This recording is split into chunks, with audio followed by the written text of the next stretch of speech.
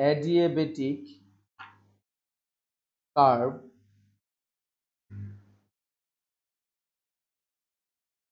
is more steeper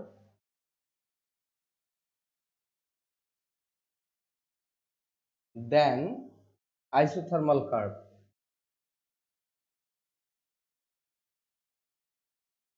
এর বাংলা হচ্ছে যে অ্যাডিবেটিক কার্ভটা বেশি স্ট্রিপ মানে হচ্ছে দ্রুত প্রক্রিয়া বোঝাচ্ছে, এখানে বেশি খাড়া আর কি, ঢালু বেশি আইসোথার্মাল কার্ভ থেকে। সেটা কিরকম, আমরা একটু প্রক্রিয়া দুইটাকে একটু চিত্রের মাধ্যমে বোঝার চেষ্টা করি। প্রথম হচ্ছে অ্যাডিবেটিক কার্ভ আর দ্বিতীয়ত হচ্ছে আইসোথার্মাল কার্ভ।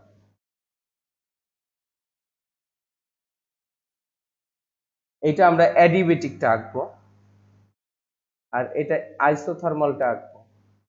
আমরা জানি এইদিকে কোনটা থাকে, এই অক্ষে কোনটা থাকে, হ্যালো, আয়তন। আর এই অক্ষে কোনটা থাকে, প্রেসার। এটা আয়তন, এটা প্রেসার।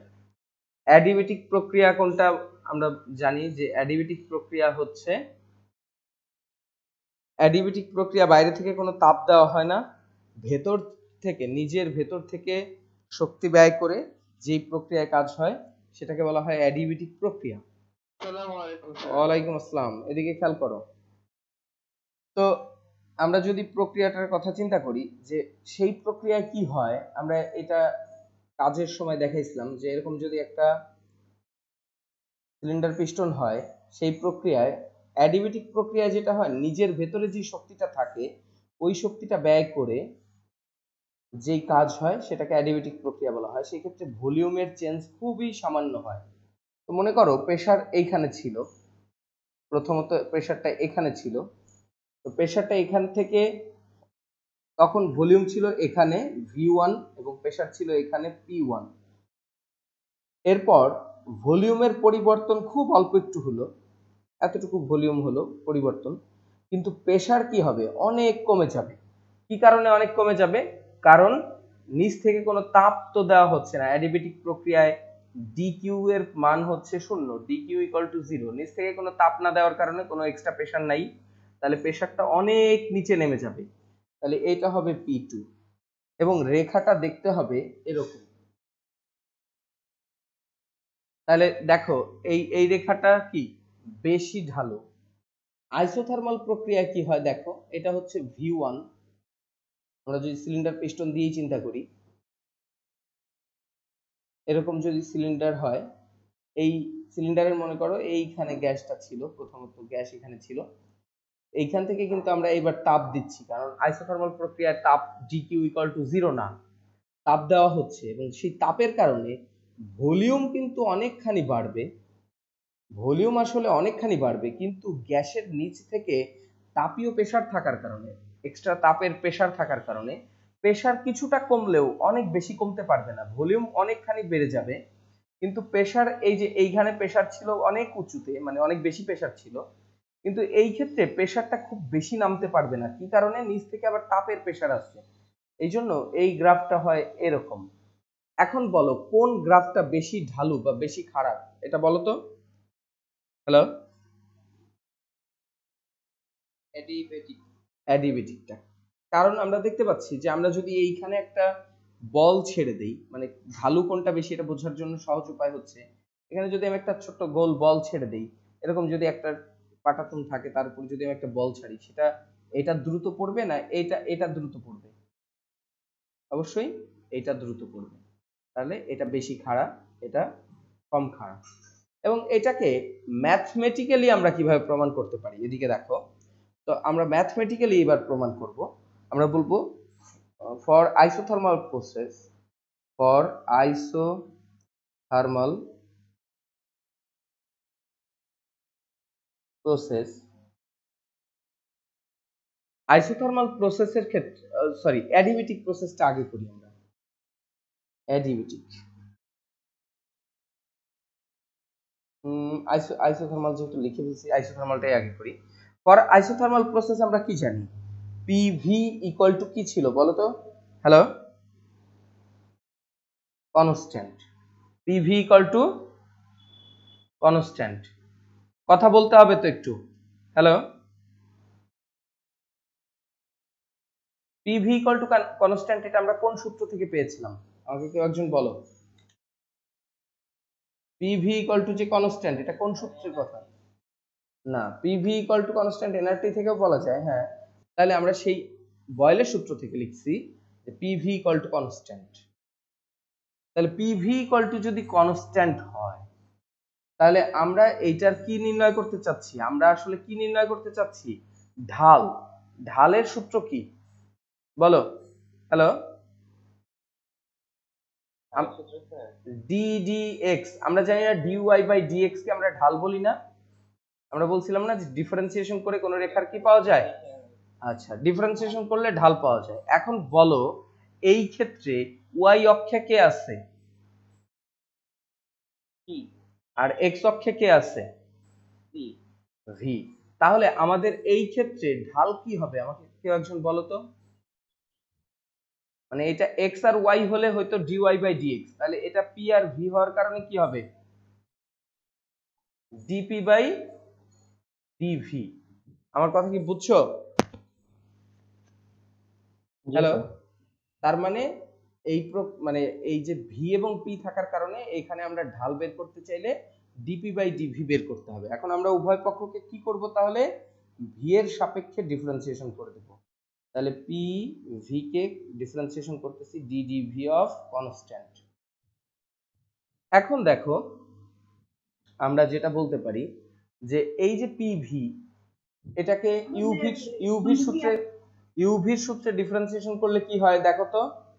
পি রেখে d V by d V plus V রেখে d P over DV equal to constant কে ডিফারেন্সিয়েশন করলে কি হয়? হ্যালো, কনস্ট্যান্ট কে ডিফারেন্সিয়েশন করলে কি হয়? জিরো হয়ে যায়। অতএব আমরা এই ডিভি ওভার ডিভি, আমরা যদি ডিফারেন্সিয়েশনের বেসিক সূত্রে যাই, ddx of x equal to কত? 1। কথা বলতে হবে, একটু রেসপন্স না করলে বোঝা যাবে না কিন্তু তোমরা বুঝতেছো কিনা। তাহলে dv over DV equal to কত হবে? 1ই হবে। তোমরা কি বুঝতেছো সবাই? হ্যালো, জি স্যার, জি স্যার। তাহলে আমরা ডিভি ওভার ডিভি কে পি ইনটু 1 লিখে দিলাম plus v into dp over DV equal to 0। এখন দেখো, আমাদের ঢালের মান ছিল কি? Dp over dv. তাহলে ডিপি ওভার ওভার ডিভি কে রেখে বাকি সব ওই পাশে নিয়ে যাও। অতএব আমরা বলতে পারি dp over DV equal to minus v by p. এটুকু কি বোঝা যায়? হ্যালো, জি স্যার। এটা আইসোথার্মাল প্রক্রিয়ার ঢাল। অতএব এটাকে বলা যেতে পারে স্লোপ অফ আইসোথার্মাল প্রসেস। তাহলে স্লোপ অফ আইসোথার্মাল প্রসেস হচ্ছে dp over DV equal to minus v by p. নিচে এখানে ছোট্ট করে লিখে রাখলাম আইসোথার্মাল, তার মানে আইসোথার্মাল প্রসেসের স্লোপ। এবার অ্যাডিবেটিক প্রসেসের স্লোপ বের করব। তাহলে adiabatic process, for adiabatic process,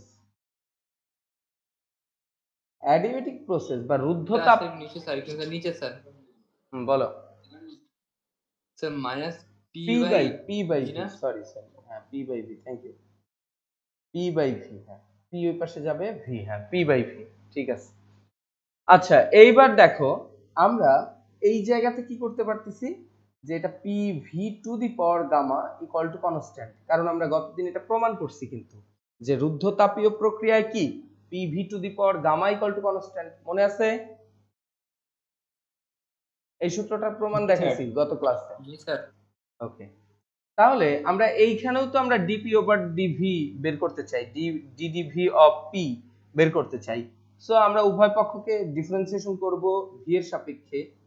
তো d d V of P V to the power gamma equal to d d V of constant. তো আমরা এইখানে ইউভির সূত্র, পি রেখে d V of V to the power gamma plus P V to the power gamma রেখে d P over DV equal to 0। বোঝা যাচ্ছে কনস্ট্যান্টকে differentiation করলে কি হয়?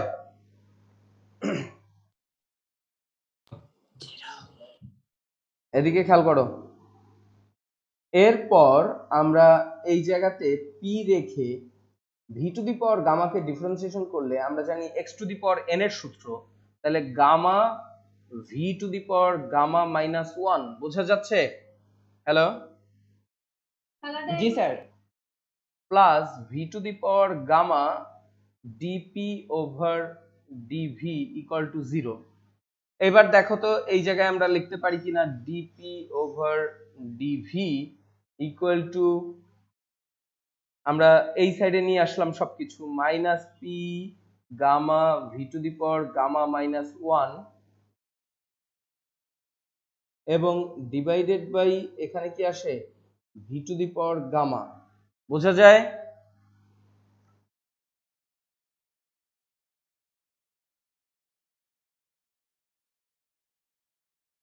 আমরা কি করছি, এইটাকে ওই সাইডে নিয়ে গেছি এবং v to the power gamma দিয়ে ভাগ করে দিছি।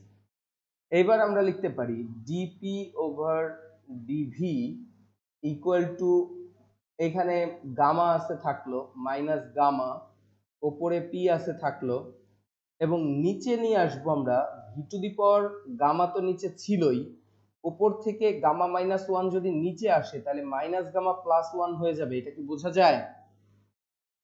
হ্যালো, সূচকের নিয়মে এই ভির উপরে ছিল গামা, নিচে ছিল, উপর থেকে গামা মাইনাস 1টাকে এই ভি এর উপরে নিয়ে আসলে মাইনাস গামা প্লাস 1 হয়। এটা কি বুঝছো কিনা আমাকে বলতে হবে। জি স্যার। আচ্ছা, অতএব dp over DV equal to minus gamma, এখানে পি নিচে ভি। এটা আসছে? দেখো এই যে গামা এবং গামা কেটে গেলে ভির উপরে থাকে 1, অতএব minus P by minus gamma into P by v লেখা যাচ্ছে। বুঝতেছো?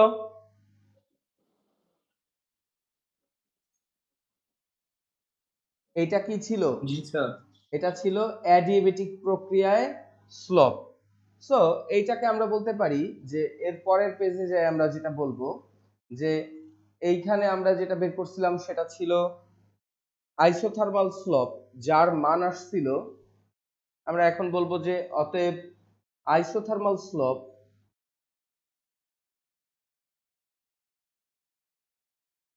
ইকুয়াল টু ছিল মাইনাস পি বাই ভি। এই যে মাইনাস পি বাই ভি ছিল আইসোথার্মাল স্লোপ, আর adiabatic slope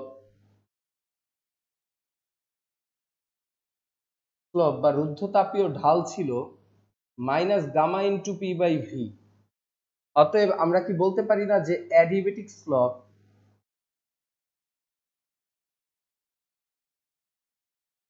equal to gamma into isothermal slope?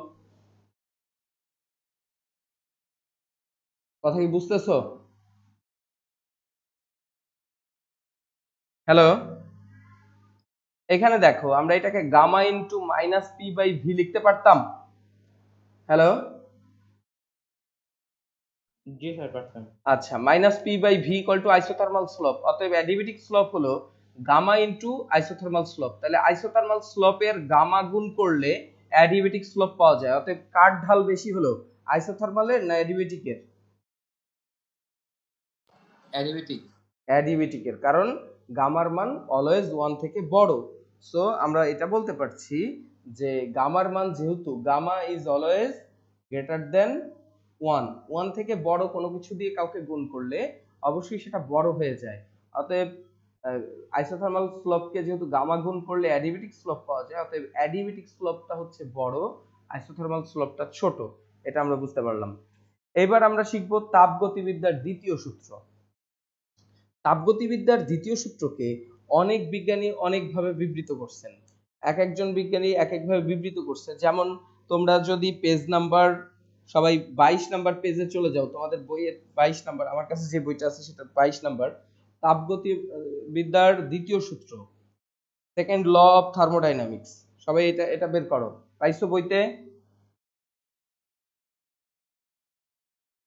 তো জি কয়শো স্যার। বাই না, just 200 by just 22 number, just 22 নাম্বারটা। Second law of thermodynamics. Second law of thermodynamics কি বলে?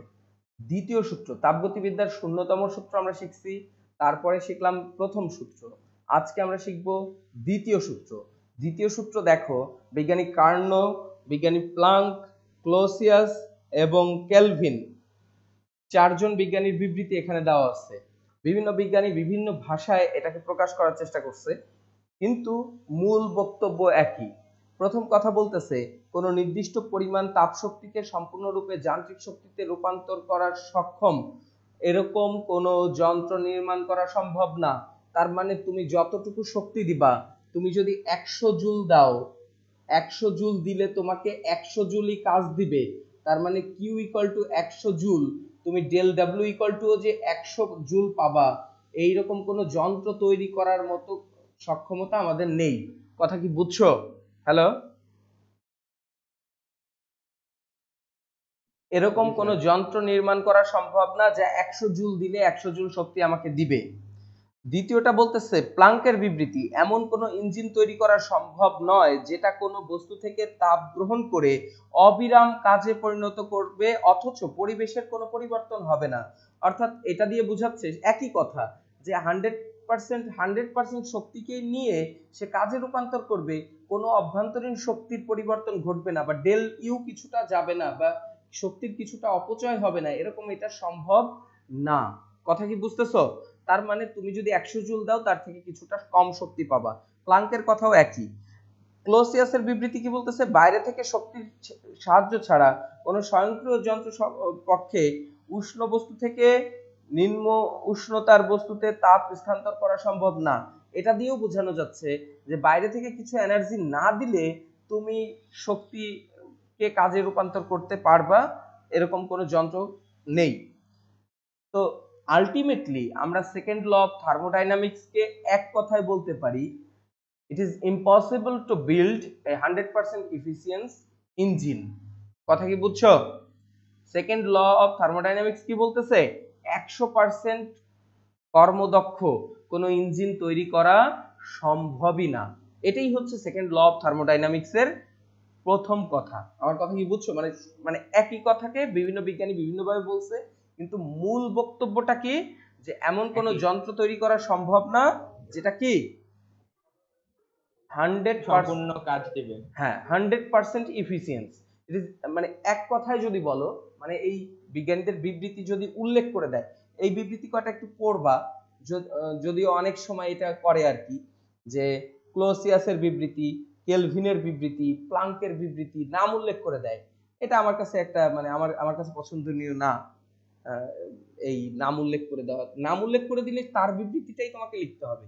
কিন্তু যদি কোনো নাম উল্লেখ না করে, তুমি এক কথায় লিখতে পারো যে সেকেন্ড ল অফ থার্মোডাইনামিক্স হচ্ছে এইটা, যে 100% এফিসিয়েন্ট যন্ত্র নির্মাণ করা সম্ভব না।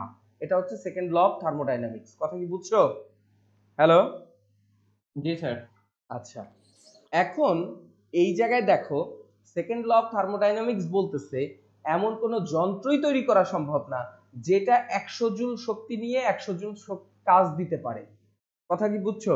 কিন্তু ইউটিউবে যদি তুমি সার্চ দাও, এখনই যদি সার্চ দাও ফ্রি এনার্জি লিখে, এটা বলার কারণ হচ্ছে আমাদের সায়েন্সের স্টুডেন্টরা অনেক সময় মানে না বুঝে ইউটিউবে কিছু একটা ফেক জিনিস দেখে ওইটার উপরে বিশ্বাস স্থাপন করে এবং পরবর্তীতে ওই ভুলের উপরেই থেকে যায়। এই জন্য আমি এটা বলছি যে তুমি আজকেই যদি সার্চ দাও ফ্রি এনার্জি লিখে, তো ওখানে দেখবা ওরা যেটা করে, যে একটা এরকম একটা মোটর নেয়, এই মোটরটা একটু বড় নেয়, এই বড় মোটর থেকে আরেকটা মোটরকে এই বড় মোটরের সাথে যুক্ত করে দেয়। এই দুইটা মোটর দিয়ে টিয়ে তারপরে কি করতেছে, এই মনে করো এটাও একটা মোটর, এটাও একটা মোটর, দুইটাকে এরকম যুক্ত করে দিল, দিয়ে এইটাতে একটা ব্যাটারি সংযোগ দেয় এবং এইটা থেকে একটা তার নিয়ে এটার সাথে সংযোগ করে দেয়। কথা কি বুঝতেছো?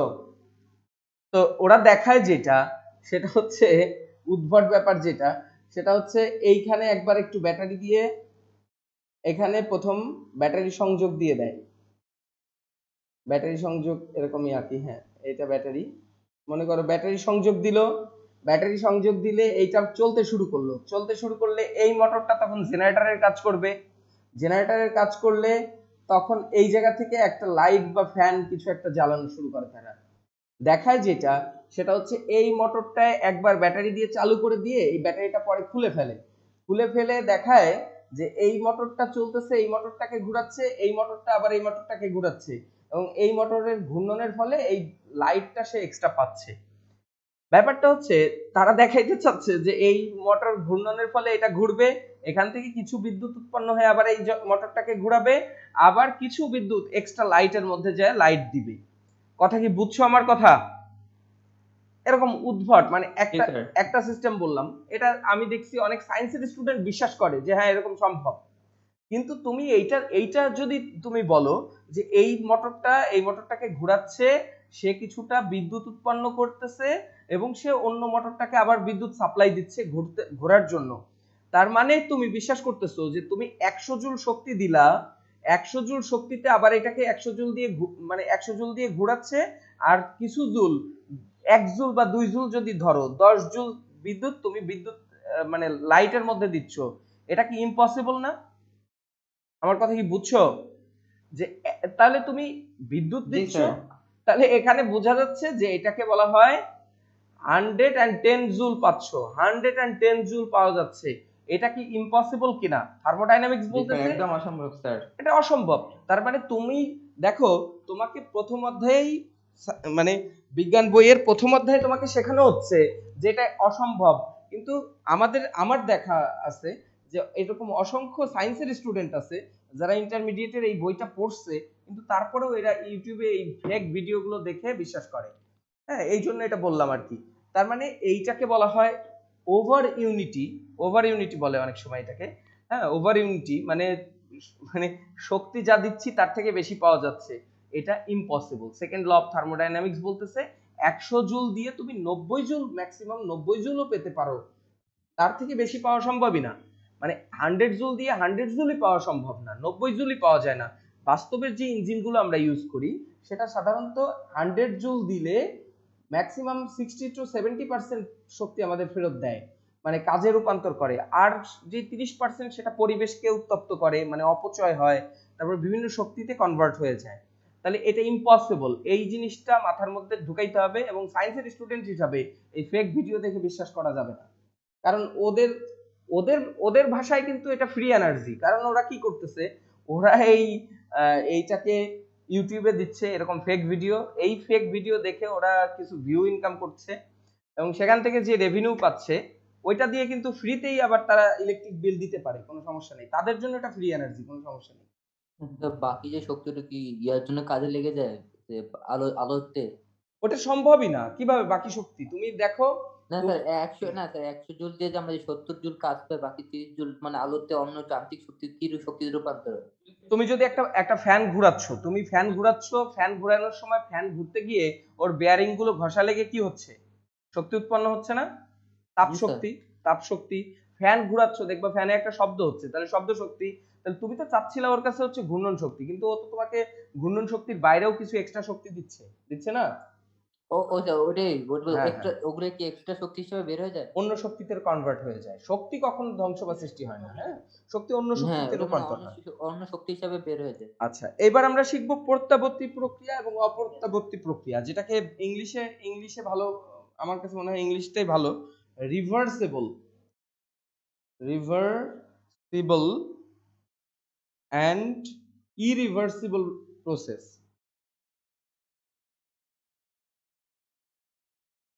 প্রসেস এটা আসলে আমি বলি যে ইংলিশের সন্ধি বিচ্ছেদ। দেখো, রিভার্স মানে হচ্ছে বিপরীত দিকে ফিরে, মানে বিপরীত দিক, রিভার্স করা মানে বিপরীত দিকে ফিরে আসা।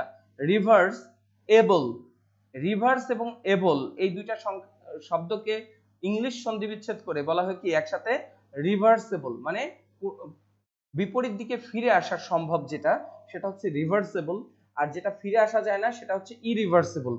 তাহলে দুই প্রকার প্রসেস হতে পারে, তাপগতীয় প্রসেস দুই প্রকার হতে পারে, একটা হচ্ছে রিভার্সেবল আর একটা হচ্ছে ইরিভার্সেবল। কথা কি বুঝতেছো? জি স্যার। কিছু প্রক্রিয়া সামনের দিকে মানে তুমি একটা একটা জিনিস থেকে অন্য জিনিসে কনভার্ট করলে আবার পুনরায় যদি আগের অবস্থায় নিয়ে আসো তাহলে সে সম্পূর্ণ শক্তিটা ফিরে পায়। যেমন মনে করো একটা উদাহরণ দেখো, এই যে এই কলমটাকে আমি মনে করো 10 সেন্টিমিটার উপরে তুলে ধরলাম, তাহলে এটার মধ্যে একটা কি যান্ত্রিক শক্তি উদ্ভব হলো। কি শক্তি? এটা হচ্ছে বিভব শক্তি উৎপন্ন হলো। এটা কি?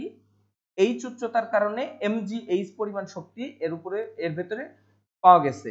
এখন আমি এটাকে নামাই ফেললাম, নামানোর ফলে এটার মধ্যে এখন কিন্তু mgh শক্তি নাই, কারণ h এখন 0। আবার যদি আমি h উচ্চতায় উঠাই তাহলে কি এই বস্তুটার মধ্যে সম্পূর্ণ আবার সেই আগের শক্তি ফিরে পাওয়া যাবে কিনা? হ্যালো, আমার কথা কি বুঝো নাই তোমরা? জি আচ্ছা, স্যার, জি পাওয়া স্যার। যাবে। তাহলে এই মহাকর্ষ ক্ষেত্রে আমরা কোনো বস্তুকে উপরের দিকে উঠানো আবার নিচের দিকে নামাইলে এই যে মহাকর্ষ বলের দ্বারা যে কৃত কাজ হচ্ছে, এই প্রক্রিয়াটা একটা রিভার্সিবল প্রক্রিয়া। কারণ আমি পিছনের দিকে আবার ফেরত আনলে, এই যে আমি উপর থেকে নিচে নামাইলাম, আবার যদি আবার পেছনের দিকে ফিরে আসি তাহলে সম্পূর্ণ শক্তিটা আমি ফিরে পাচ্ছি। তাহলে এই প্রক্রিয়াটা হচ্ছে রিভার্সিবল। যে প্রক্রিয়ায় বিপরীতমুখী হয়ে প্রত্যাবর্তন করে যে প্রক্রিয়া বিপরীতমুখী হয়ে প্রত্যাবর্তন করে সেই প্রক্রিয়াকেই বলা হয় রিভার্সিবল প্রক্রিয়া। কথা কি বুঝছো? জি স্যার। এখন ইরিভার্সিবল এর একটা উদাহরণ দেই।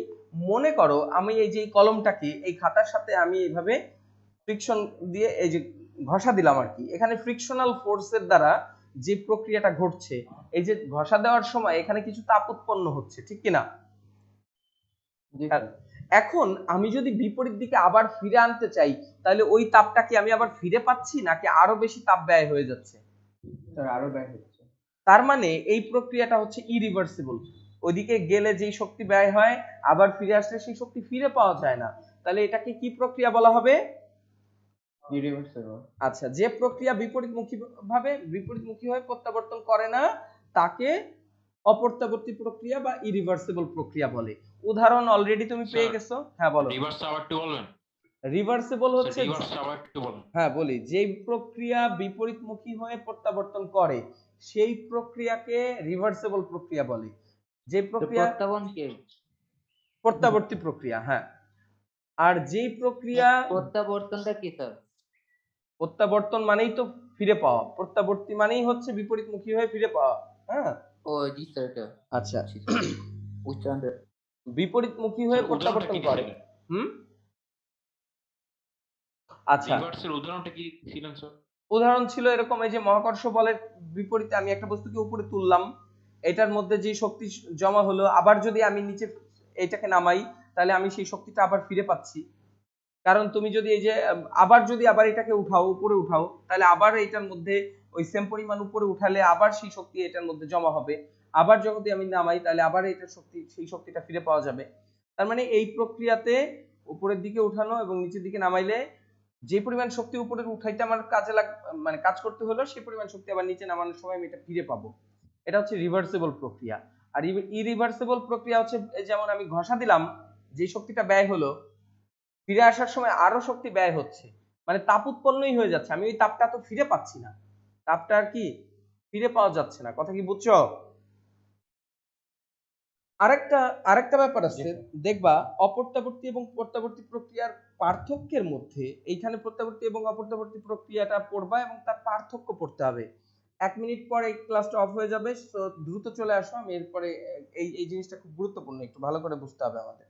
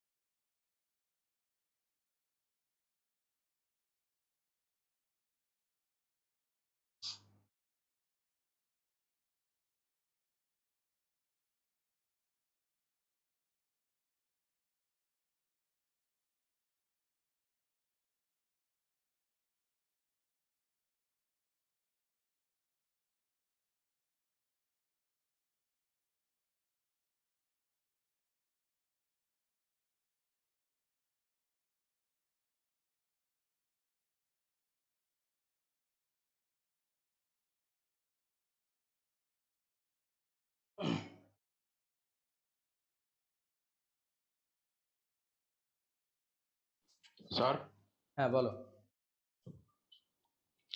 প্রথম সূত্রের কি ওগুলা ইউটিউবে কি ছাড়ছিলেন? সবগুলো ইউটিউবে আছে, প্রথম সূত্রের? সবগুলো ইউটিউবে আছে। জি স্যার। আচ্ছা, এদিকে একটু খেয়াল করো। তাহলে এই যে তোমরা যেটা করলা, এই যে ফিরে আসলা আবার ক্লাসের থেকে অটো বের হয়ে গেছিলা, ক্লাস 40 মিনিট শেষ হওয়ার কারণে অটো বের হয়ে গেলা, এই যে আবার যে ফিরে আসলা, এটাকেই প্রত্যাবর্তন বলে। কথা কি বুঝছো? স্যার এটা কি প্রত্যাবর্তন কি স্যার এটা? এই যে তুমি ফিরে আসলা, এটা তোমার না এটা কি শক্তি স্যার, শক্তি? না, তুমি কিসের মধ্যে কি, মানে তুমি স্বাভাবিক উদাহরণ বুঝো না, এটা উদাহরণ দিলাম আর কি। তোমার ক্ষেত্রে এটা জুম অ্যাপে প্রত্যাবর্তন করা হলো। কথা কি বুঝছো? কোন জায়গায় ফিরে আসাকে প্রত্যাবর্তন করা বলে। আচ্ছা, এইবার একটু আমরা প্রত্যাবর্তী প্রক্রিয়া এবং অপ্রত্যাবর্তী প্রক্রিয়ায় খুব গুরুত্বপূর্ণ কয়েকটা টপিকস আমরা একটু শিখবো। এক নাম্বার হচ্ছে প্রত্যাবর্তী প্রক্রিয়ার ক্ষেত্রে পথের উপরে নির্ভর করে না। প্রত্যাবর্তী প্রক্রিয়া পথের উপরে নির্ভর করে না। দেখো, আমি এই বস্তুটাকে একটু সবাই খেয়াল করো, মাইক্রোফোন মিউট করে সবাই খেয়াল করো। আমি এই বস্তুটাকে যদি আমি 10 সেন্টিমিটার উপরে উঠাই, তাহলে আমি mgh পরিমাণ এটার মধ্যে শক্তি পাবো। বোঝা যাচ্ছে তো? এটার মধ্যে শক্তির পরিমাণ কত হবে? 10 সেন্টিমিটার উপরে উঠাইলে m × g × h, সেখানে h এর মান হবে 10 সেন্টিমিটার। সো mgh পরিমাণ শক্তি এটার মধ্যে জমা হবে এই উচ্চতায় উঠলে। এখন তোমরা খেয়াল করো, আমি যদি এটাকে এরকম সোজা 10 সেন্টিমিটার উপরে উঠাই, তাহলেও mgh পরিমাণ শক্তি পাবো। আবার আমি যদি এটাকে এইভাবে উপরে সোজা না উঠাই, এভাবে ঘুরায় পেঁচায় এরকম এরকম এরকম এরকম, মানে বাঁকা পথে, সোজা পথে না উঠায় এভাবে মানে বিভিন্ন ভাবে বক্র পথে যদি আমি এটাকে 10 সেন্টিমিটার উপরে উঠাই, তাহলে শক্তির পরিমাণ কি বেশি হবে না কম হবে? এটার মধ্যে কতটুকু শক্তি থাকবে তখন? আমার উদাহরণ তোমরা বুঝো নাই? স্যার তাহলে তো স্প্রিং এর সুবিধা হবে স্যার, মানে ওইটাই তো, স্প্রিংটা তো আগের মতো হয়ে যায় স্যার। আমি তো স্প্রিং এর উদাহরণ এখানে আনিই নাই, তুমি যেটা বোঝাচ্ছি সেটা একটু বোঝার চেষ্টা করো। আমি যদি এই কলমটাকে সোজা উপরে উঠাই, তাহলেও 10 সেন্টিমিটার উপরে উঠাইলে যতটুকু শক্তি এর মধ্যে জমা হবে, আমি যদি এইভাবে বাঁকা পথে এরকম ঘুরাইতে ঘুরাইতে ঘুরাইতে ঘুরাইতে উঠাই 10 সেন্টিমিটার উপরে, তাহলেও আমার কি সেই একই পরিমাণ শক্তি এটার মধ্যে জমা হবে। তা তো বোঝা যাচ্ছে নাকি বেশি জমা হবে? তোমরা কেউ বুঝো নাই আমার উদাহরণটা? একই পরিমাণ। বুঝছি স্যার। একই পরিমাণ জমা হবে। অর্থাৎ এটা এই যে পথের উপরে, এটা কি এই যে পথের উপরে এটা কিন্তু নির্ভর হলো না। এটা কি আমি যে এরকম ঘুরায় পেঁচায় যতই উঠাই, 10 সেন্টিমিটার উপরে উঠাইলে যে পরিমাণ শক্তি জমা হবে, সোজা উঠাইলেও সেই পরিমাণ শক্তি জমা হবে। অর্থাৎ রিভার্সিবল প্রক্রিয়া তার গতি, মানে এই যে চলন পথের উপরে নির্ভরশীল না। এখন উদাহরণটা খেয়াল করো, এই যে আমি যে এটাকে ঘষা দেওয়ার সময় যে ফ্রিকশনাল ফোর্সের দ্বারা যে প্রক্রিয়ায় কাজ হলো, সেই প্রক্রিয়ায় এই যে আমি সোজা ঘষা দিলে যতটুকু তাপ উৎপন্ন হলো, আমি যদি এটাকে এরকম বেশি ঘুরায় পেঁচায় ঘষা দেই, তাহলে শক্তি কি সেম পরিমাণই ব্যয় হচ্ছে? হ্যালো? না স্যার। এই ক্ষেত্রে এই পেঁচানো পথের কারণে বেশি শক্তি উৎপন্ন হচ্ছে বা ঘর্ষণের ফলে বেশি শক্তি ব্যয় হচ্ছে, এটা তো বোঝা যায়। অর্থাৎ একটা উদাহরণ দিবা যে সেটা হচ্ছে একটা একটা বৈশিষ্ট্য হচ্ছে রিভার্সিবল প্রক্রিয়া পথের উপরে নির্ভরশীল না, আর ইরিভার্সিবল প্রক্রিয়া পথের উপরে কি নির্ভরশীল। তোমরা একটু রেসপন্স না করলে কিন্তু আমি বুঝতে পারি না যে তোমরা বুঝতেছো কিনা আমার কথা। এখন একটা মানে আমি এই যে বোঝানোর জন্য আমি একবার উদাহরণ দিছি যে ইরিভার্সিবল প্রসেস এবং রিভার্সিবল প্রসেসের একটা বাস্তব উদাহরণ এরকম হতে পারে যে, মনে করো যে মানে বাস্তব লাইফের সাথে একটা সিমিলার উদাহরণ, কিন্তু এটা আবার তোমরা ধরে নিও না এটাই ইরিভার্সিবল প্রসেস। মনে করো একটা মেয়ে তার শ্বশুর বাড়ি থেকে বাপের বাড়ি দুই ভাবে আসতে পারে। একটা হচ্ছে মনে করো বেড়ানোর উদ্দেশ্যে, যে যেমন ঈদের সময় বেড়ানোর উদ্দেশ্যে শ্বশুর বাড়ি থেকে সে বাপের বাড়ি গেল। এই যে যে বাপের বাড়ি গেল, সে যদি আবার বাপের বাড়ি থেকে আবার শ্বশুর বাড়ি যখন সে ফিরে আসবে, তখন এই প্রক্রিয়াটা কি প্রক্রিয়া হবে বলো তো? রিভার্সেবল। রিভার্সেবল, কারণ সে আবার শ্বশুরবাড়ি ফিরে গেলে তার সম্পূর্ণ শক্তি আবার ফিরে পাচ্ছে, মানে শ্বশুরবাড়ির সম্পূর্ণ দাপট সে ফিরে পাচ্ছে।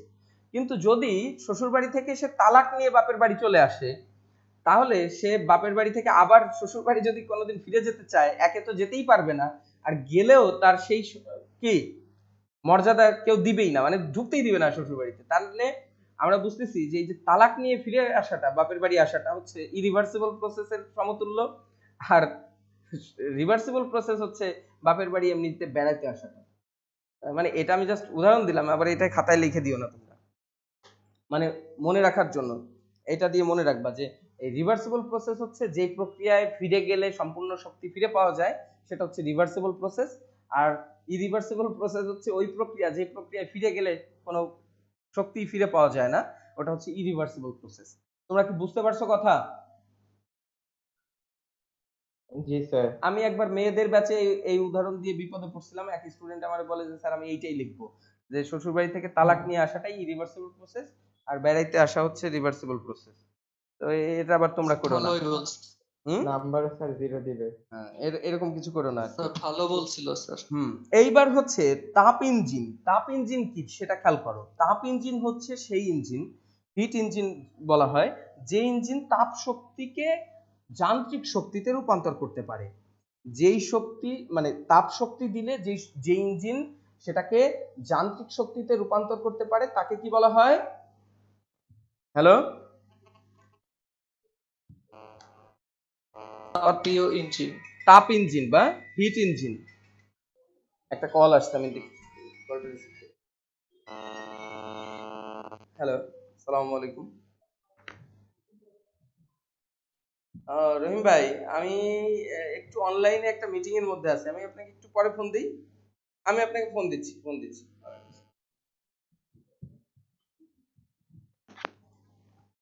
আচ্ছা, আমরা একটু খেয়াল করি তাহলে। হিট ইঞ্জিনের প্রক্রিয়াটা নিয়ে আমি একটু কথা বলি। হিট ইঞ্জিনের প্রক্রিয়া হচ্ছে, এখানে একটা সোর্স থাকে, কোন একটা সোর্স থাকে, যেই সোর্স থেকে তাপ দেওয়া হয়। এখানে একটা নন কন্ডাক্টর থাকে, যে নন কন্ডাক্টরের তাপ দেয়ও না নেয়ও না, তাপ দেওয়া নেওয়া বন্ধ থাকে। এবং আরেকটা থাকে সিঙ্ক, যে তাপ শুষে নেয়। এটা হচ্ছে কার্নোট ইঞ্জিনের উদাহরণ দিচ্ছি। হিট ইঞ্জিনের একটা বিশেষ ইঞ্জিন, সেটা কার্নোট ইঞ্জিন বলে। তো তাপ ইঞ্জিনের আইডিয়াটা মানুষের মাথায় কখন আসছিল সেটা নিয়ে একটু আলোচনা করি। বিজ্ঞানী সাদি কার্নো, আমি তোমাদের প্রথম যখন বুঝাইছিলাম যে এই যে তাপগতিবিদ্যা নিয়ে যখন আমি প্রথম ক্লাসটা নেই, তোমাদের মনে থাকার কথা যে আমি বলছিলাম তাপকে তখনকার মানুষ কি চিন্তা করত? হ্যালো, লিকুইড পদার্থ, ফ্লুইড বা লিকুইড পদার্থ চিন্তা করত।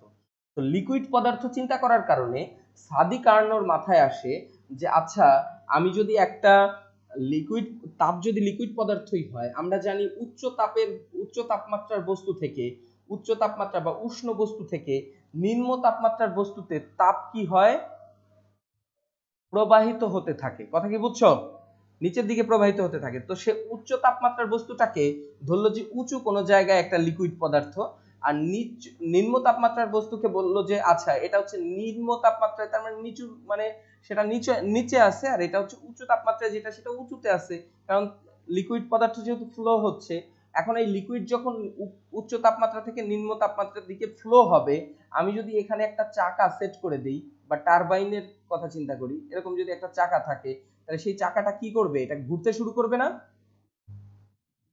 হ্যালো, জি স্যার। তো ওই যে লিকুইডের ধারণা থেকেই মানুষের মাথায় আসে যে আচ্ছা, তাহলে আমি এই যে উচ্চ তাপমাত্রা থেকে নিম্ন তাপমাত্রায় তাপ প্রবাহিত হওয়ার সময়, এই লিকুইড পদার্থ প্রবাহিত হওয়ার সময় সেখান থেকে আমি কোনো কিছুকে ঘুরাইতে পারি বা কাজ অর্জন করতে পারি। এই আইডিয়া থেকেই মানুষের মাথায় আসে যে তাপ দিয়ে কোনো একটা কিছুকে ঘোরানো সম্ভব বা যন্ত্র তৈরি করা সম্ভব। দেখো, যদিও আইডিয়াটা, ক্যালোরিমিতিটা পুরোটাই একটা ভুল ধারণা ছিল, তাপকে তারা লিকুইড পদার্থ চিন্তা করতো, কিন্তু এই ভুলের মধ্য দিয়েই অনেক কিছু তারা আবিষ্কার করে ফেলছে।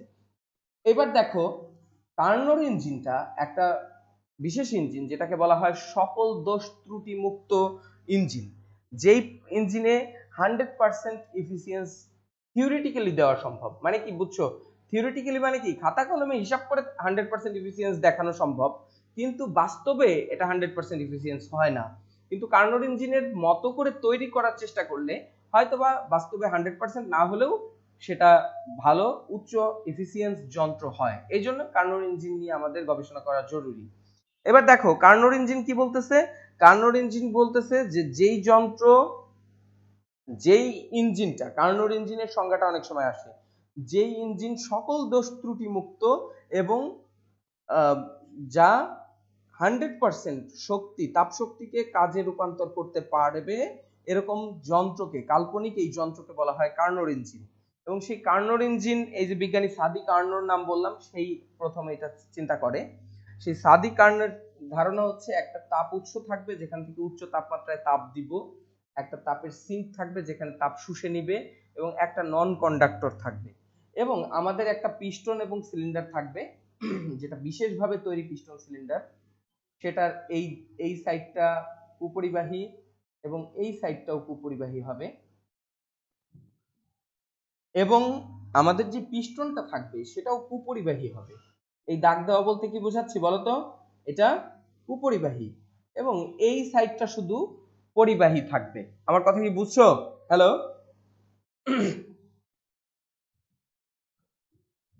হ্যালো। জি স্যার। আচ্ছা, এখন এই সাইডটা যেহেতু পরিবাহী, তাহলে এই জায়গায় বসাইলে সে তাপ নিবে, তাপ নিবে। এইখানে বসাইলে সে তাপ নিবেও না দিবেও না, কারণ এর সব সাইডে তো কুপরিবাহী, আবার নিচেও যদি কুপরিবাহী হয় তাহলে তাপ দেওয়া নেওয়ার অপশন বন্ধ থাকবে। এখানে সে তাপ দিবেও না নিবেও না। আর এইখানে সে বসানোর পরে এইখানে নিম্ন তাপমাত্রা যেহেতু, এখানে টেম্পারেচার যেহেতু অনেক লো, এখানে সে তাপ দিয়ে দিবে। এই তিনটা স্টেপ কি বুঝছো কিনা তোমরা? হ্যালো, স্যার আরেকবার একটু বলেন। আচ্ছা, সাদি কার্নোর মডেলে, ইঞ্জিনের মডেলে এখানে একটা তাপ উৎস যেটা উচ্চ তাপমাত্রা থাকে, স্থির উচ্চ তাপমাত্রা, এটা একটা নন কন্ডাক্টর যে তাপ দেয়ও না নেয়ও না, আর এটা হচ্ছে নিম্ন তাপমাত্রা যে তাপ শুষে নেয়।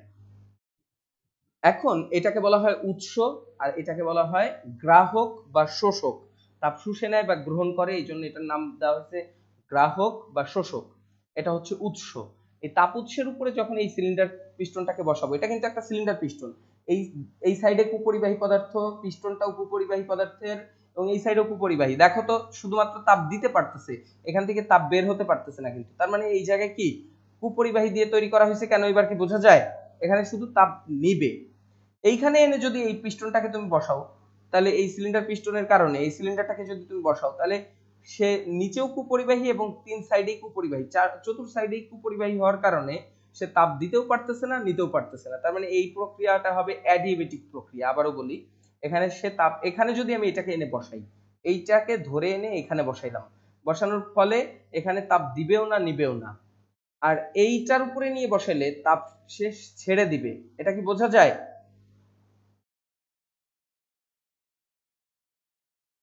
উত্তর দিতে হবে। কোনারটা দুটো তো সেম স্যার। কোন কোন কোণারটা? এই কোনারটা এই কোণা বলে কিছু নাই, ডান বাম বলো। ডানে বামে দুইটাই স্যার। আচ্ছা, ডানে আর বামে সেম কিভাবে হলো? আমি এইটা দেখাইছি তাপ দিচ্ছে, উচ্চ তাপমাত্রা, টেম্পারেচার হাই, এ হচ্ছে দিচ্ছে। আর এই আমি তো প্রথমেই বললাম যে এটা হচ্ছে উৎস আর এটা হচ্ছে গ্রাহক। এটাতে বসালে সে তাপ শুষে নিবে আর এটা তাপ দিবে, অর্থাৎ দুইটাই আইসোথার্মাল প্রসেস হবে। এটা আইসোথার্মাল প্রসেস, এটাও আইসোথার্মাল প্রসেসই হবে, তাপ দেওয়া নেওয়া চলবে, কিন্তু এখানে দিবে এখানে নিবে। আমার কথা কি বুঝছো? জি স্যার। আচ্ছা, তো দুটো একটু ভিন্ন হয়ে যাচ্ছে। পদার্থটা দুইটা ভিন্ন না, একটা তাপ দিবে একটা তাপ নিবে। হ্যাঁ, তো ভিন্ন তো, হ্যাঁ। এবার দেখো এই তিনটা স্টেপ, দেখো তোমার বইতে এইটা একটা চিত্র দেওয়া আছে, একটা হচ্ছে তাপের উৎস, একটা হচ্ছে তাপের গ্রাহক, আর এটাকে বলা হয়েছে অন্তরক পদার্থ বা কুপরিবাহী পদার্থ। এখন এইগুলোর বর্ণনা দেওয়া আছে, এই কোনটা কি এটা আমি যেভাবে বললাম এরকম দেখবা বর্ণনা দেওয়া আছে। তুমি কার্নোট ইঞ্জিনের বিভিন্ন অংশের বর্ণনাটা বা সংজ্ঞাটা পড়ে ফেলবা। এইবার আমরা কার্নোর চক্র পড়বো। কার্নোর চক্র কি? এই যে যেই প্রসেসটা, এটা চক্রাকারে চলতে থাকে, কারণ আমি যদি একবার করেই যদি থামিয়ে দেই তাহলে কি আমি অনবরত কাজ পাবো, নাকি কাজ পেতে হলে এটাকে চক্রাকারে চালাইতে হবে, আমাকে কন্টিনিউয়াসলি চালাইতে হবে, কি করতে হবে? হ্যালো, কন্টিনিউয়াসলি চালাইতেই হবে, মানে একবার এটাকে এটার উপরে নিব, আবার এটার উপরে নিব, আবার এখান থেকে এটা আনবো, আবার এটা আনবো, আবার এইভাবে চলতেই থাকবে। এই জন্য এই যে চাকরিক বা চক্র আকারে যে প্রক্রিয়া আমি অনবরত কাজ পাওয়ার জন্য যে প্রক্রিয়াটা চালাইতে থাকবো, এই কার্নোর ইঞ্জিনে এটাকে কার্নোর সাইকেল বলা হয় বা কার্নোর চক্র বলে। কথা কি বুঝছো? হ্যালো,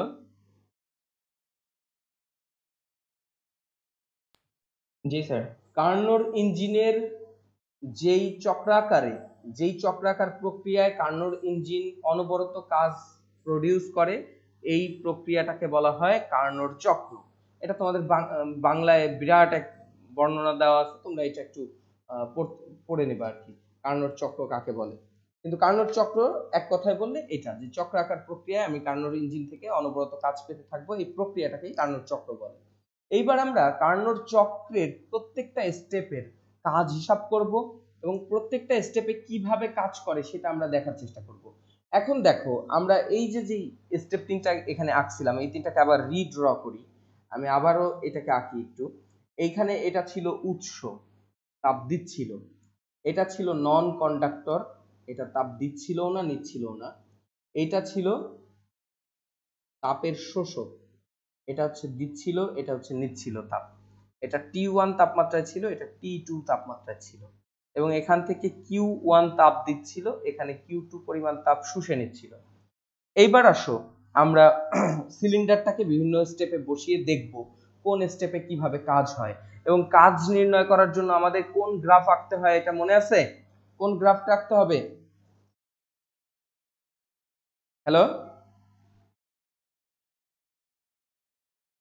কিসের গ্রাফ আঁকতে হয় কাজ নির্ণয় করতে হলে? পিভি গ্রাফ আঁকতে হয়। প্রেসার এবং ভলিউমের গ্রাফ এঁকে এঁকে আমি কাজ নির্ণয় করা শিখেছি না জি স্যার। গত ক্লাসে? ওইগুলো কেন শিখছিলাম? ওই যে প্রত্যেকটা স্টেপের আইসোথার্মাল প্রক্রিয়ার কাজ, অ্যাডিবেটিক প্রক্রিয়ার কাজ, এগুলো কেন শিখলাম? শেখার মানে মানে উদ্দেশ্য ছিল যেন আমি এই যে কার্নোর ইঞ্জিন বা বিভিন্ন ইঞ্জিনের কাজ হিসাব করতে পারি। আমার কথা কি বুঝছো? জি স্যার। আমাদের উদ্দেশ্য তো হচ্ছে ইঞ্জিনের কাজ হিসাব করা। আমি প্রথম ক্লাসেই বলছিলাম যে এই সূত্রগুলো সবই আবিষ্কার হয়েছিল যে তাপ ইঞ্জিন কতটুকু আমাকে শক্তি দিচ্ছে বা কাজ দিচ্ছে সেটা হিসাব করতে হবে, আমাকে ক্যালকুলেট করতে হবে, নাহলে তো আমি এফিশিয়েন্টলি কোনো ইঞ্জিন তৈরি করতে পারবো না। হিসাব করার জন্যই এই সূত্রগুলো আবিষ্কার, এবং আমি এত সূত্রগুলো শিখলাম কাজ নির্ণয় করার আইসোথার্মাল প্রক্রিয়ায়, অ্যাডিবেটিক প্রক্রিয়ায়। এটার উদ্দেশ্য ছিল এই যে ইঞ্জিনের কাজ হিসাব করা। এটা একটা মেকানিক্যাল ইঞ্জিনিয়ারিং এর একটা গুরুত্বপূর্ণ চ্যাপ্টার, এবং মেকানিক্যাল ইঞ্জিনিয়াররা মূলত এই যে এই অধ্যায়ে যা শিখছো, এই অধ্যায়টাই মেকানিক্যাল ইঞ্জিনিয়ারিং এর একটা মেজর সাবজেক্ট। কথা কি বুঝছো? অন্যতম একটা মেজর সাবজেক্ট তাদের।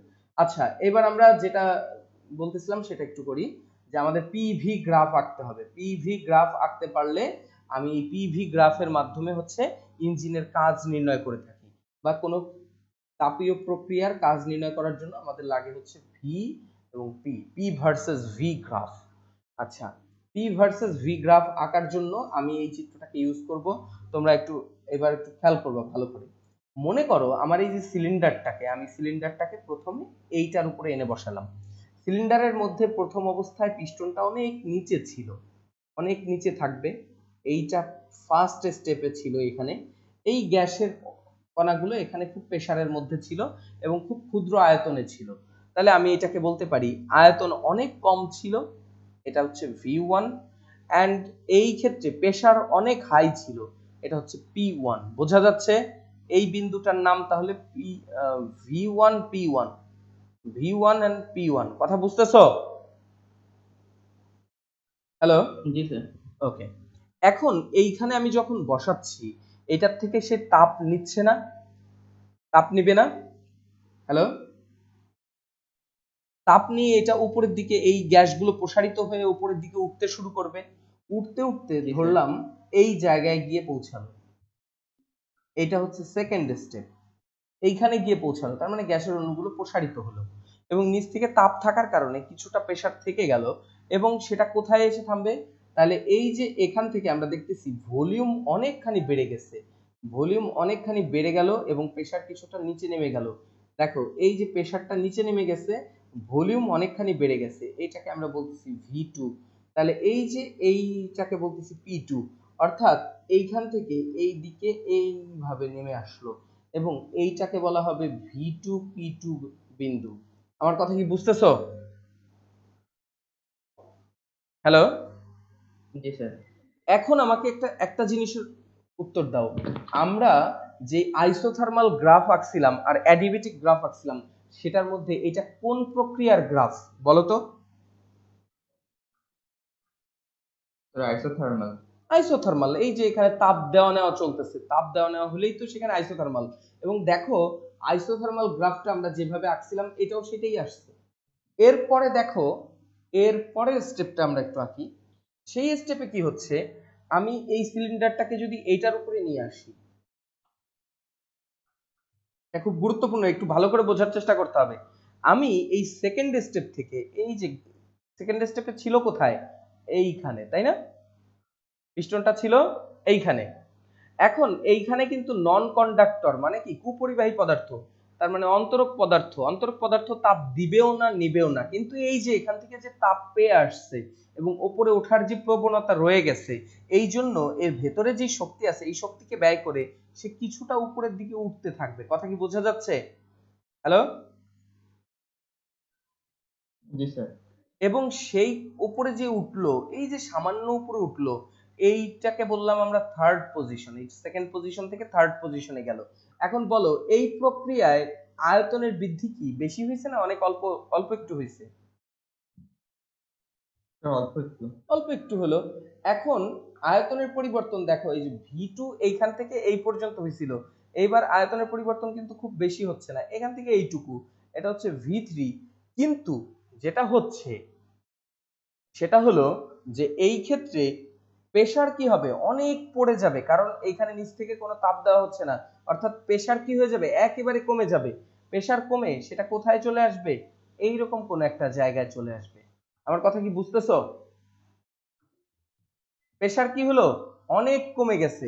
তাহলে এই এই অংশটাকে আমরা বলবো ভি3পি3। আমি এখানে একটু ফাঁকা রাখতেছি একটা উদ্দেশ্যে, আমি একটু পরে বুঝাবো সেটা। এখন দেখো এই যে যে গ্রাফটা হলো, এই গ্রাফটা কিসের গ্রাফ হলো, আইসোথার্মাল না অ্যাডিবেটিক? আমাকে বলতে হবে। হ্যালো? স্যার অ্যাডিবেটিক। অ্যাডিবেটিক। এবং এটা আমি এই যে যে বুঝাইছি, কেন বুঝাইছি এবার কি বুঝতেছো? এটা আমাদের উদ্দেশ্য জি ছিল স্যার। কি, আইসোথার্মাল অ্যাডিবেটিক প্রক্রিয়াগুলো শেখা এবং তার ঢাল নির্ণয় করা, এই যে এই উদ্দেশ্যেই আমরা করছিলাম। অ্যাডিবেটিকটা এই যে এখানে আমরা একটু আগেই শিখে আসছি যে আইসোথার্মাল থেকে অ্যাডিবেটিকের গ্রাফ বেশি ঢালু বা বেশি স্ট্রিপার। কথা কি বুঝতেছো? এই যে এই জায়গায় মিলছে সেটা। জি স্যার মিলছে। এর পরের স্টেজে আমরা এই জায়গায় এই তৃতীয় স্টেপ থেকে এই সিলিন্ডারটাকে নিয়ে যাব কোথায়? এই সিলিন্ডারটাকে চতুর্থ স্টেজে এইখানে নিয়ে যাব। এইখানে নিলে কি হচ্ছে দেখো, সিলিন্ডারটা এইখানে ছিল, ছিল এখানে, সিলিন্ডারের পিস্টনটা ছিল এখানে। এখন সে তাপ কি করবে, শুষে নিবে না? তাপ কি করতেছে এবার? হ্যালো? শুষে নিচ্ছে। শুষে নিচ্ছে। তাহলে গ্যাসের আয়তন এবার কি হবে, কমবে না বাড়বে? কমবে। কমবে। তাহলে এই কমে এবং এইখানে যতটুকু বাড়ছিল এখানে ঠিক ততটুকুই কমবে। এই আইসোথার্মাল প্রসেসে আমরা বুঝতেছি যে সেটা এইখানে নেমে আসবে। এই যে যেটুকু নেমে আসলো, এই জায়গায় যে নেমে আসলো, এইটাকে আমরা বললাম চতুর্থ স্টেপ। এই চতুর্থ স্টেপে সে আয়তন নিচের দিকে নামছে, কিন্তু এবার নিচের দিকে নেমে আসার মানে কি, ভলিউম কি কম এইদিকে গেছে না এই এই এদিকে ফিরে আসছে বলো তো?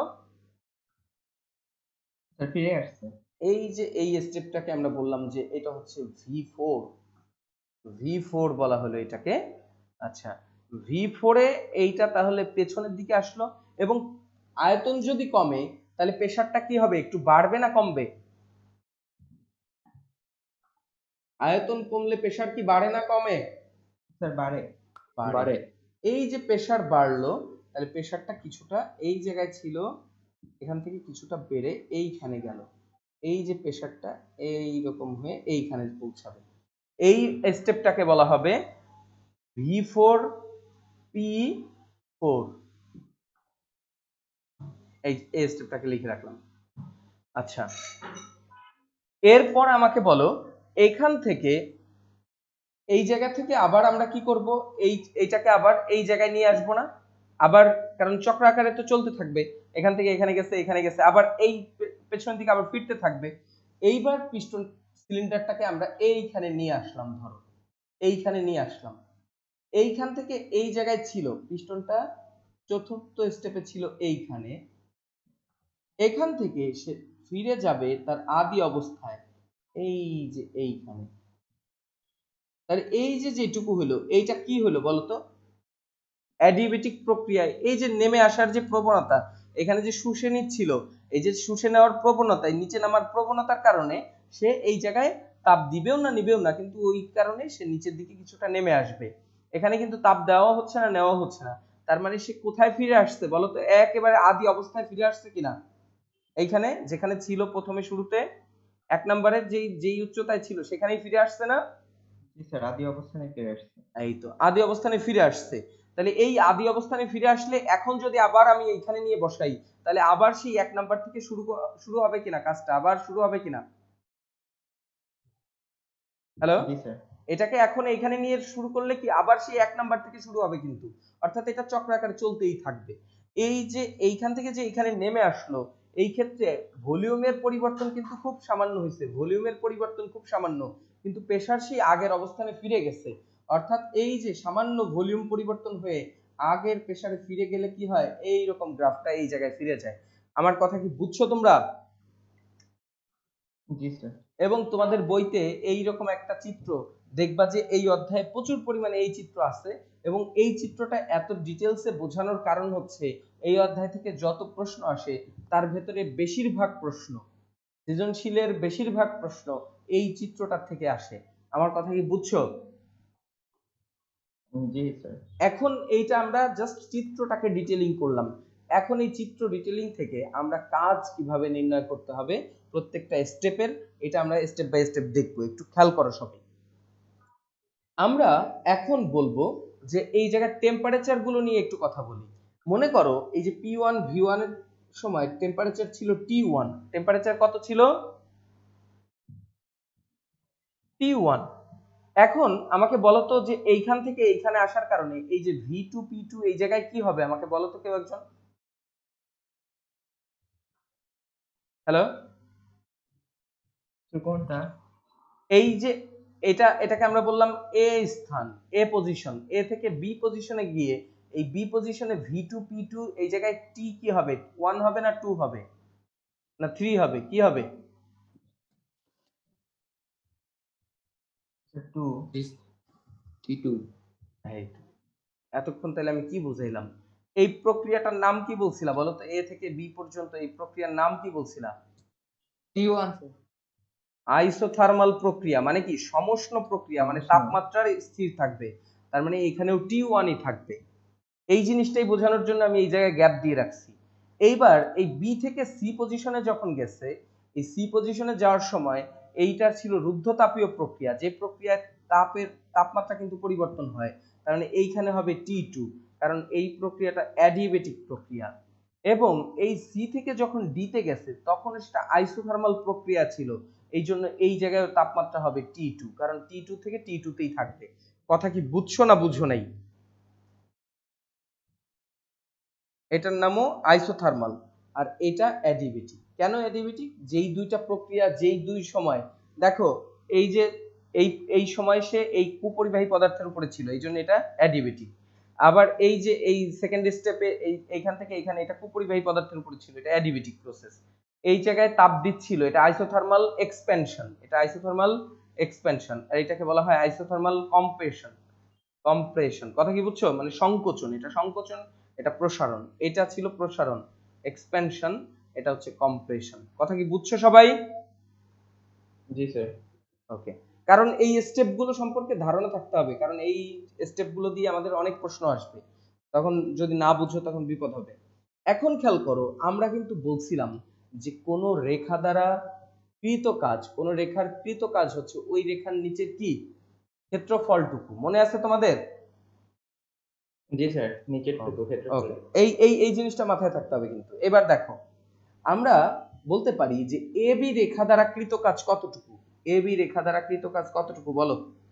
এই এ বির নিচে যেই যেই এরিয়া, এই যে এটাকে বলো V1, এ বির নিচের এরিয়াটা এই যে এখান থেকে এইটা, এইখান থেকে এইটা, এটাকে V1, এই বিন্দুটাকে V1 বললাম।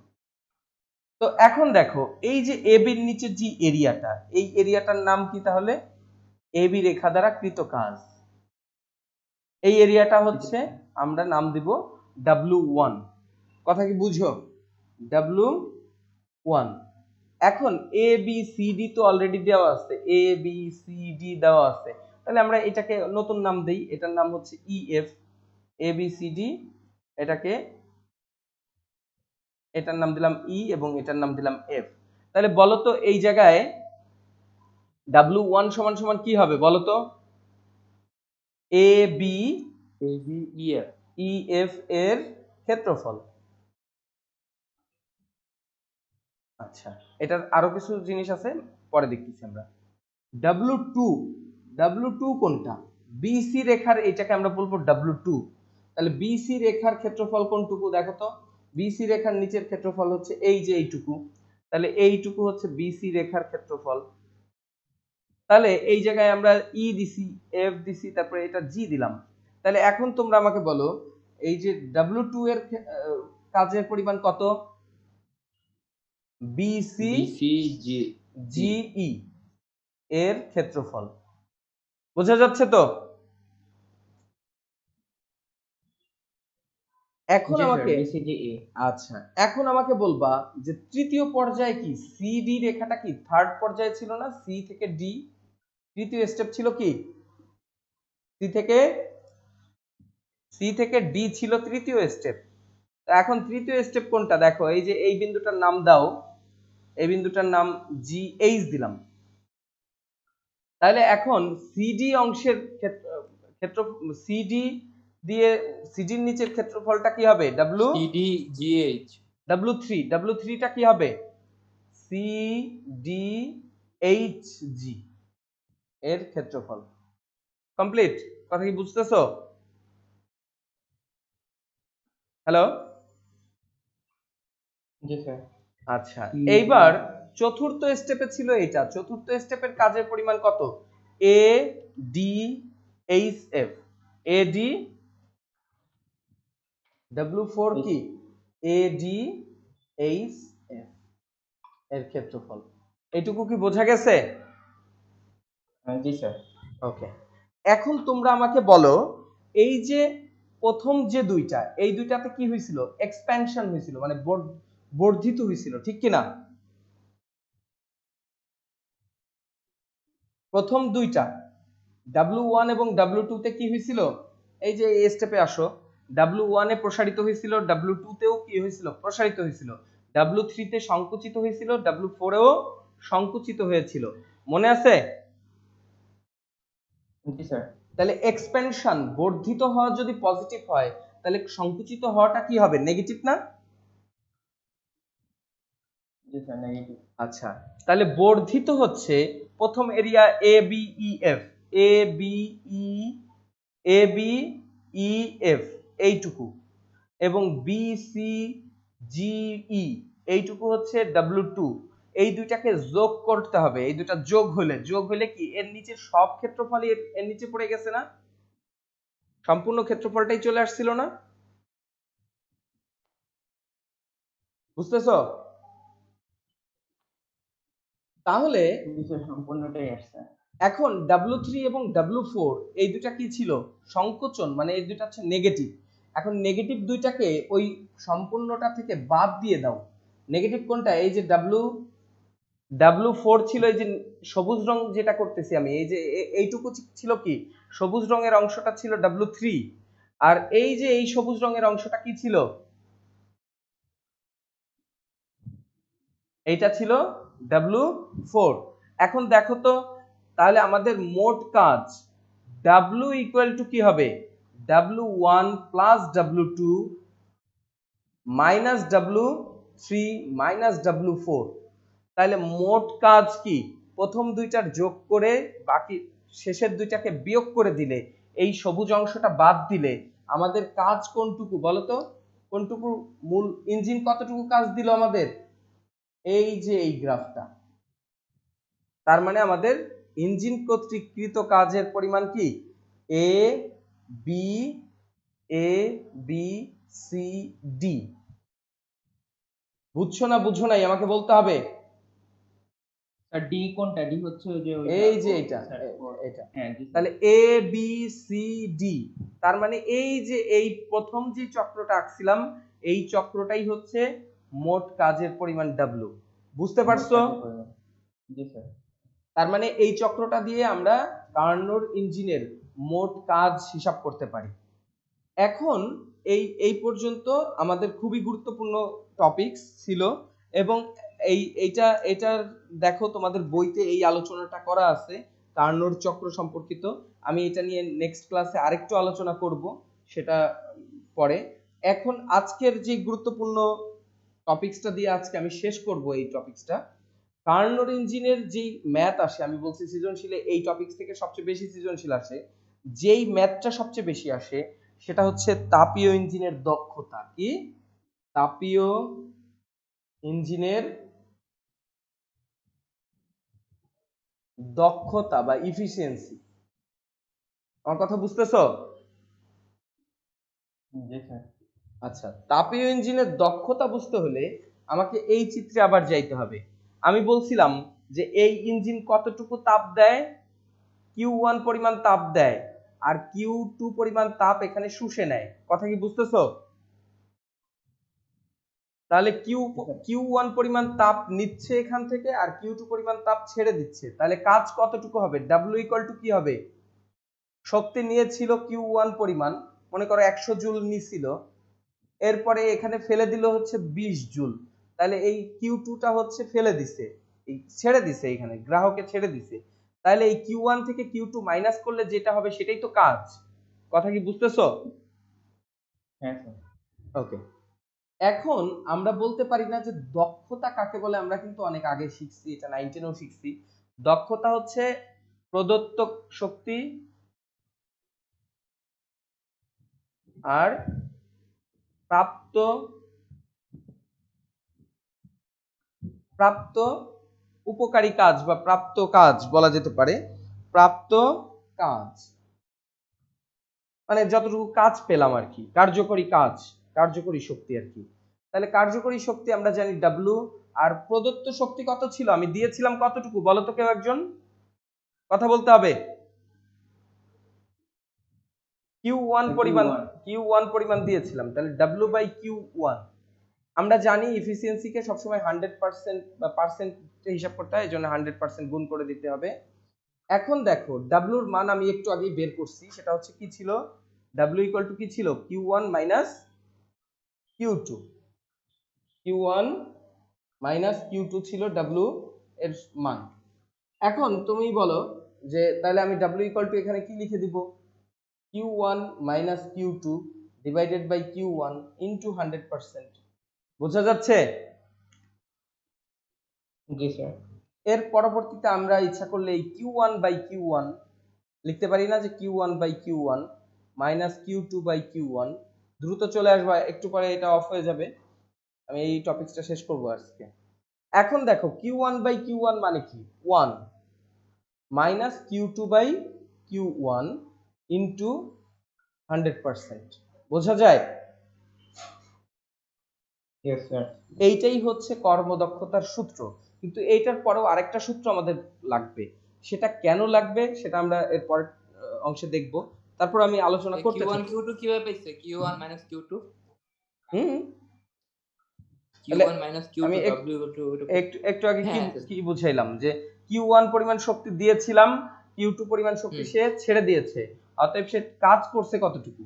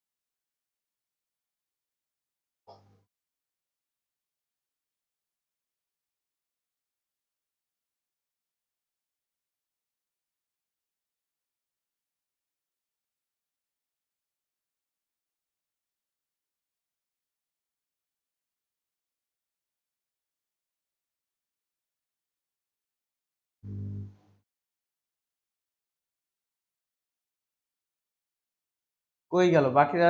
আসতে বলো, দ্রুত আসতে বলো।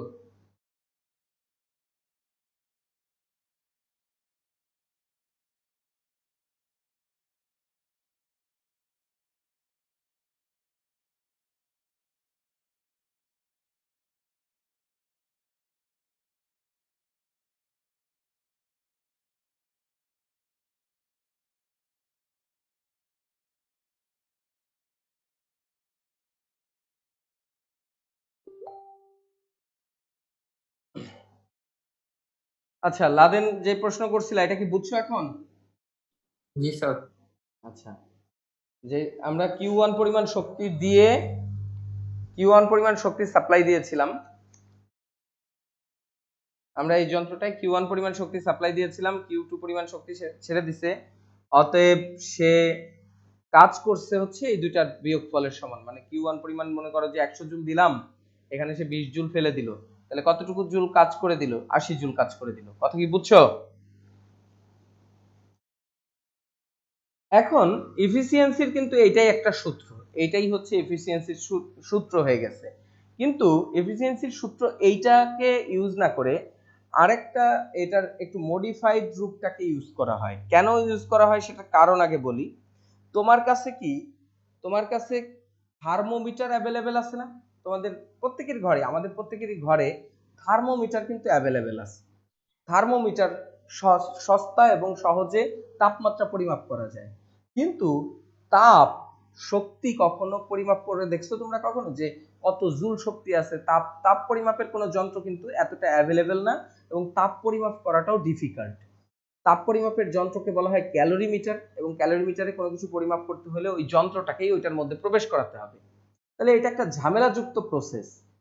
এবং তাপমাত্রা পরিমাপ করাটা এত সহজ, দেখো তুমি মনে করো দূরে একটা যন্ত্র কাজ করতেছে, তুমি চাইলে, তুমি যদি চাও যে আমি এই যন্ত্রটাকে দূর থেকে মনিটর করব যে কত এফিসিয়েন্সি দিচ্ছে, সেটাও তুমি পারবা। কারণ তোমরা এখন এটার সাথে খুব পরিচিত। ওই যে করোনা আসার পরে জ্বর পরিমাপ করে দূর থেকে, দূর থেকে কি করে, এটাকে পাইরোমিটার বলে। হ্যাঁ, তো এই দূরের থেকে আমি যদি একটা যন্ত্রের গ্রাহক এবং উৎসের তাপমাত্রা পরিমাপ করতে চাই, সেটা কিন্তু আমি পারবো। কিন্তু তাপ পরিমাপ করতে হলে ওই যন্ত্রের কাছে যাইতে হবে, ওইটাকে আমাকে বিভিন্ন ঝামেলা করতে হবে। সো এফিসিয়েন্সি পরিমাপ করার ক্ষেত্রে তাপ দিয়ে পরিমাপ করার থেকে তাপমাত্রা দিয়ে পরিমাপ করাটা সহজ। এখন আমরা যদি বলি যে এই যে এখানে যে তাপটা নিচ্ছিল, সেটা কিন্তু এই জায়গায় হাই টেম্পারেচার ছিল, এই কারণে নিচ্ছিল, বেশি তাপ ছিল। এখানে তাপমাত্রাটা লো ছিল, এই জন্য তাপ ছেড়ে দিচ্ছিল। অতএব আমরা এখান থেকে বলতে পারি যে এই গৃহীত তাপ, গৃহীত হোক আর বর্জিত হোক, এই তাপটা হচ্ছে তাপমাত্রার সমানুপাতিক। কথা কি বোঝা যায়? তাপমাত্রার সমানুপাতিক। যত তাপমাত্রা তত তাপ সে গ্রহণ করবে বেশি। অতএব আমি বলতে পারি যে Q equal to constant into t. অতএব আমি পরে বলতে পারি Q by t equal to constant. এটা বলে দিতে পারি কিনা? হ্যালো, রেসপন্স করতে হবে একটু। জি স্যার।